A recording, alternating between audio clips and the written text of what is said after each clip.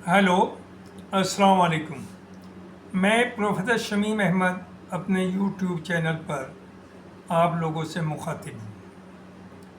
आज की बात में मैं बात करूँगा जो इस वक्त बहुत बड़ा हॉट टॉपिक है अमंग मुस्लिम्स, वह है 2024 वक्फ अमेंडमेंट एक्ट। गवर्नमेंट एक बिल लाई, वक्फ जो कानून है उसे बदलने के लिए। नो डाउट उस बिल के ज़रिए जो हमेशा बीजेपी गवर्नमेंट करती आई कि या तो मुस्लिम इदारों को ख़त्म कर दीजिए या उन पर कब्ज़ा कर लीजिए। एक मुहिम ये इंडिया इस्लामिक कल्चर सेंटर में भी चलाई गई, जहां वहां फेल हो गई।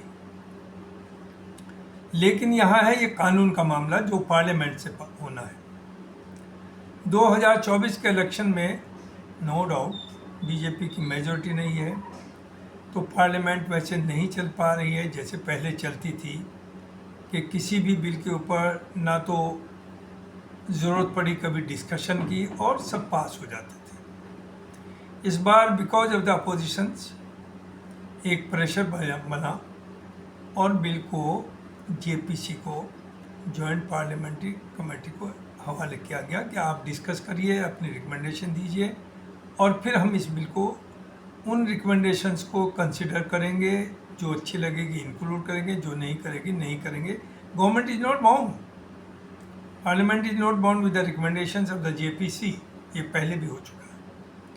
बहरहाल एक खलबली मची और पूरे हिंदुस्तान के मुसलमान खड़े हो गए इसके खिलाफ, और नॉन मुस्लिम भी आपके काफ़ी हद तक साथ आए कि ये गलत हो रहा है। जैसे सबसे बड़ी चीज़ कि इसकी जो भी कमेटीज़ होंगी स्टेट लेवल पर, डिस्ट्रिक्ट लेवल पर, उसमें हिंदूज़ का रिप्रेजेंटेशन भी होगा, हिंदू भी होंगे। अगर इसमें होंगे तो जो मंदिरों के मामलात हैं उसमें भी फिर मुसलमानों को आपको देना चाहिए। दूसरी चीज़ ये सभी को मालूम है कि Waqf is a part of religion, जो अल्लाह के नाम पर अपनी ज़मीन जायदाद गरीबों के, बेसहारा लोगों के लिए दान कर देते हैं, तो उसे मैनेज करके उसकी इनकम से ये सोचा जाता है कि गरीबों का, उन बेवाओं का, उन सब का फ़ायदा हो। खैर, उस पर बाद में आएंगे। अब हुआ पूरे मुल्क में एक मुहिम चली कि साहब आप फ़ौरन प्रोटेस्ट दाखिल कीजिए, आप ईमेल से भेजिए और 50 लाख नंबर हमारा पहुंच जाना चाहिए, हमें अगर इसे रुकवाना है, वरना हमारी नस्लें माफ़ नहीं करेंगी। It is highly misleading. किन लोगों को अपनी दुकान चलानी है मुझे नहीं समझ में आ रहा। यहाँ तक तो ठीक है कि आप अवेयरनेस कैंप लगाएं या अवेयरनेस कोई कॉन्फ्रेंस करें, लोगों को पता चले, चूँकि लोगों को 90% को तो पता ही नहीं कि वक्त में है क्या क्या क्या हो रहा है, क्या होना चाहिए और क्या है। लेकिन उस जानकारी से आप जितनी चाहे जानकारी दे दीजिए, उससे क्या पार्लियामेंट का तौर तरीका या गवर्नमेंट का तौर तरीका बदल जाएगा? ये बहुत बड़ा धोखा है, नहीं बदलेगा। अभी अभी कल मैंने देखे, अरे साहब 50 लाख करने, अभी 30 लाख भी नहीं हुए और 2 दिन बचे हैं, यानी 13 तारीख तक करना है। आज 12 है। मैं नहीं चाह रहा था कि मेरी वजह से कोई लोग समझे कि मैं तो इसके ख़िलाफ़ हूँ। नहीं, खिलाफ़ नहीं। तो मैं आज 12 तारीख को इस पर बोला, कई बार सोचा कि मैं इसके ऊपर बात करूँ। देखिए, इट इज़ हाईली मिसलीडिंग कि आप साइन करके प्रोटेस्ट कीजिए, आप ईमेल ही भेजिए और ये रुक जाएगा। ऐसा नहीं। अगर 50 लाख भी साइन कर देंगे तो तकरीबन 25 करोड़ मुसलमान है, उसका 2% ही बैठ रहा है। दूसरी तरफ देखिए, अगर आप माने 25 करोड़ मुसलमान है तो 120 करोड़ हिंदू बचा है। तो क्या ये 25 करोड़, ये दबाव नंबर एक, तो ये 25 करोड़ एक जगह नहीं है। इनमें 5-7% तो वैसे बीजेपी के एजेंट है, आपके मौलवी भी और पॉलिटिशियन भी और बिजनेसमैन भी। लेकिन अगर ये सब एक जगह भी हो जाए तो आप क्या 120 करोड़ से जंग कर लेंगे? आप उन्हें पार्लियामेंट में रोक देंगे? पार्लियामेंट में तभी रोकेगा जब गवर्नमेंट भी चाहेगी और हिंदू कम्युनिटी भी चाहेगी कि ये जायज़ हो रही, इसे नहीं होना चाहिए। आपके रोकने से नहीं रुक रहा है। अभी मध्य प्रदेश में घर गिरा दिया, आपका बच्चे को तालाब में फेंक दिया पैर बांध करके, बाहर निकलना चाहे तो फिर धक्का दे दिया, पुलिस ऑन साइट। ये सब मुल्क में हो रहा है। कहीं हिजाब बंद कर दिया, कहीं टिफिन में कि साहब इसमें तो बीफ है, उसके ऊपर पनिशमेंट दे दिया बच्चे को 5 साल के। इस सब पे तो आपका दम है नहीं है और ना आप कर सकते हैं, क्योंकि आप खुद बेसिकली ऑनेस्ट नहीं हैं। आप भी शुभ लाभ में यकीन करते हैं कि जहाँ फ़ायदा हो वहाँ चलिए और जिसमें फ़ायदा हो वो बात करिए। तो ये जो सिग्नेचर कैंपेन है, अगर आपको ये धोखा है कि 50 लाख नहीं 1 करोड़ भी साइन करके भेज देंगे आप कि आप इस अमेंडमेंट को नहीं मानने को तैयार, तो आप इसे रोक नहीं सकते। ये याद रखिए। गवर्नमेंट बिल लाएगी and there is every possibility कि जिसमें वो फ़ायदा समझेगी वो चीज़ें हो सकता है थोड़ी बहुत उसमें अमेंडमेंट कर दे, लेकिन जो आपकी डिमांड है ये भूल जाइए कि अगर गवर्नमेंट चाहती है तो वो उसे करेगी, आप रोक नहीं सकते। तो मुझे यही कहना था। अभी हमारे एक मौलाना है, मौलाना तो आप खुद जानते हैं, majority of time on payroll of somebody, Mahmood Madani साहब। महमूद मदनी साहब या मदनी फैमिली जो देवबंद की है, उनका तो एक बहुत बड़ा चूँकि रोल रहा आज़ादी में।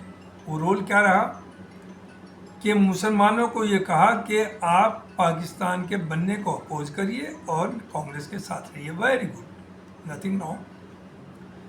और उसका महमूद मदनी साहब के दादा की बात है ये, और उसी चीज़ को आज तक आप कैश कर रहे हैं।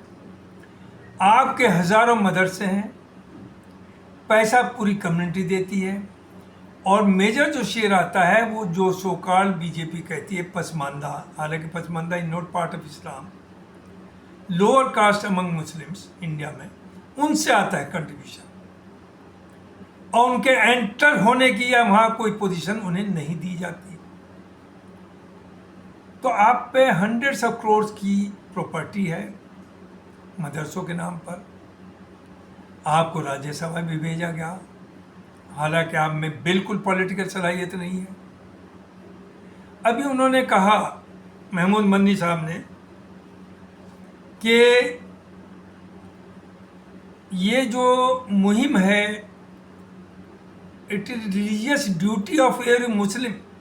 देखिए क्या ड्रामा किया है। It is a religious duty of every Muslim to make a protest और सेंड ईमेल कि हम इस बिल को नहीं चाहते। इसका रिलीजन से क्या लेना देना है? ये है मुसलमानों का हिस्सा, we agree it is part of Islam. लेकिन आप इस तरह की बातें करके क्या करना चाहते हैं? आप आज तक बोले जो इलीगल कब्जे किए हुए हैं। देखिए गवर्नमेंट तो कब्जा करना चाह रही है, उनकी तो नीयत साफ है। वो तो आपकी शक्ल से भी परेशान है, आपकी अजान से भी, उसमें भी कहते हैं कि मुसलमान 5 बार अजान अल्लाह अकबर कहता है, यानी उनका अल्लाह सबसे बड़ा है, दूसरों के अल्लाह छोटे हैं। नोइंग फुल्ली वेल कि अल्लाह मीन्स ईश्वर, ईश्वर मीन्स गॉड। तो अगर ईश्वर सबसे बड़ा है तो इसमें गलत क्या है? लेकिन उसे भी वो उछालते हैं। तो आप सब ये जानते हुए कभी कभी आपका हाल ये है कि मोहन भागवत जी को, आरएसएस चीफ को, जबकि we are not enemies of RSS और BJP, but they unfortunately they consider us as enemies of them। आप तो उन्हें बुलाते हैं देवबंद में, उनसे मीटिंग करते हैं, क्या मिल गया? कोई कंसेशन मिला? देखिए उनकी एक आइडियोलॉजी है, आप एग्री करें या ना करें, वो उस आइडियोलॉजी के मुताबिक चल रहे हैं। They have the right to move on that ideology. आपको काउंटर करना है तो आप हिम्मत करिए, पॉलिटिकली अच्छी बातें करिए, पब्लिक से लोगों को सिखाइए। लेकिन आपने भी मुसलमानों को, मदनी फैमिली की बात कर रहा हूँ, अंधभक्ति ही सिखाई है। कि सिर्फ जो वो कह दें उसमें वाह वाह कर दें, आप लब्बैक कह दें। तो ये एक बहुत बड़ा धोखा हो रहा है कम्युनिटी के साथ। इसे बिजी करना था, वक्त के ऊपर इन्होंने बिजी कर दिया। पूरे हिंदुस्तान में कॉन्फ्रेंस मीटिंग, कोई कोई तो कह रहा साहब इसके ऊपर तो अभी इस्लामिक सेंटर में मैं एक साहब का देखा कि वर्कशॉप होना चाहिए। अरे वर्कशॉप करके क्या आप गवर्नमेंट का एटीट्यूड बदल देंगे?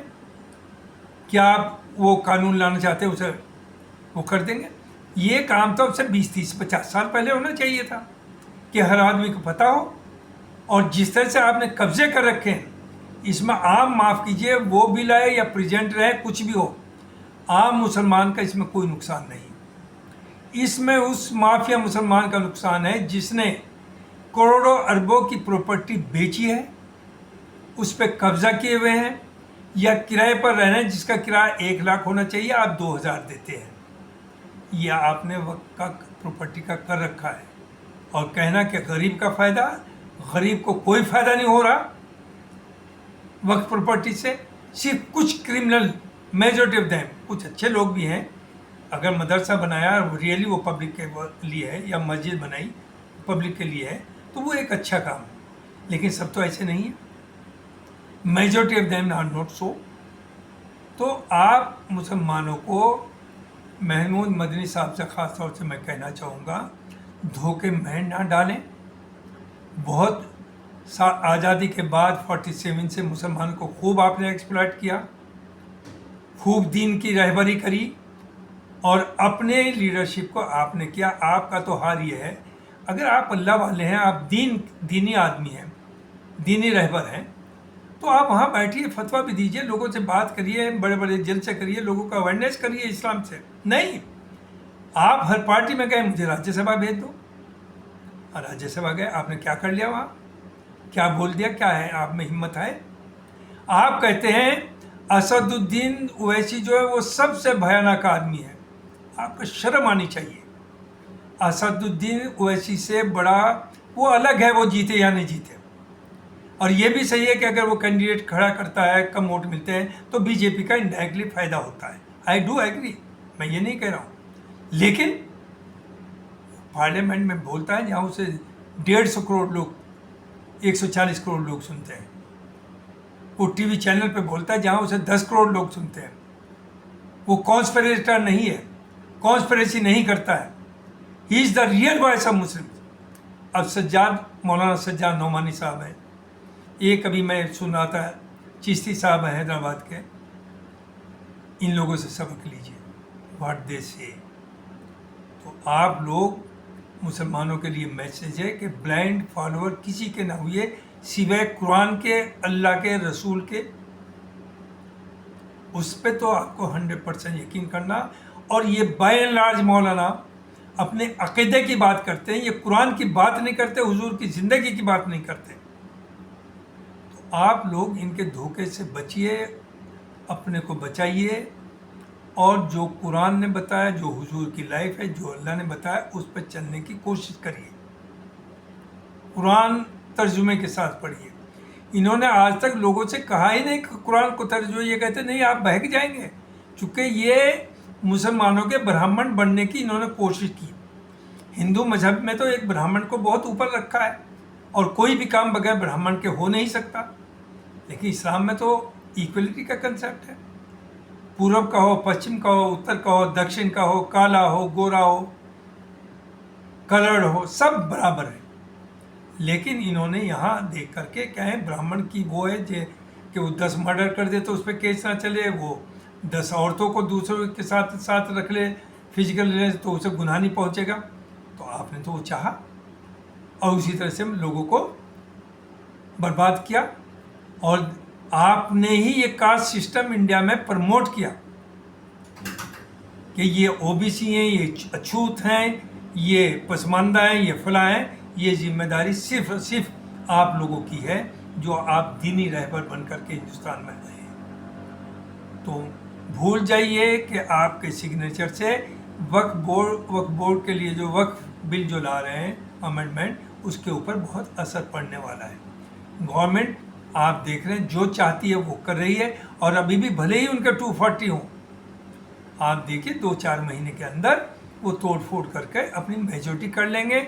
और जाहिर है आप देख ही चुके हैं जो चिराग पासवान के साथ हो रहा है, वही अब नीतीश के साथ भी होना, उसके भी लोग जाएंगे टूट करके, वही और जगहों पर भी होना। तो उनके 272 होने में कोई बहुत टाइम नहीं लगेगा। और वहाँ राज्यसभा में उन्होंने दिखाई दिया कि उड़ीसा के तोड़ लिया उन्होंने, और जगह के राज्यसभा में वहाँ उनकी मेजोरिटी है। तो अगर आपको पॉलिटिक्स करना है तो आइडियोलॉजिकल करिए, ईमानदारी की करिए, सच्चाई की करिए। जो आप दूसरों पे इल्ज़ाम कर रहे हैं आप उनसे बेहतर नहीं हैं, यू आर द वर्स्ट। आप सिवाय दलाली के कुछ कर ही नहीं रहे। तो मुसलमान भाइयों से मेरी अपील है कि ये आपस में बैठे, अच्छे लोग, अच्छी मुल्क के बारे में सोचें, कम्युनिटी के बारे में सोचें, और सबको एक साथ लाने की कोशिश करें, आपस में भी एक साथ हो, और हिंदू भाई जो हैं उनके साथ भी एक राब्ता बने, वो भी आपके साथ हैं। उनका जो पुराना एक सोच थी कि मुसलमान कभी झूठ नहीं बोलता, मुसलमान बेईमान नहीं हो सकता, वो सब हमने बदल दी है। अब उसे रेस्टोर करने की कोशिश करिए कि अल्लाह ने कितनी बड़ी सजा दी झूठ बोलने पर, या धोखा देने पर, या दूसरे की प्रॉपर्टी हजम करने पर, जिसमें अब हम सबसे आगे। Thank you very much. वहाँ कड़वा है लेकिन सच है, this is the truth, you have to accept it. Thank you very much.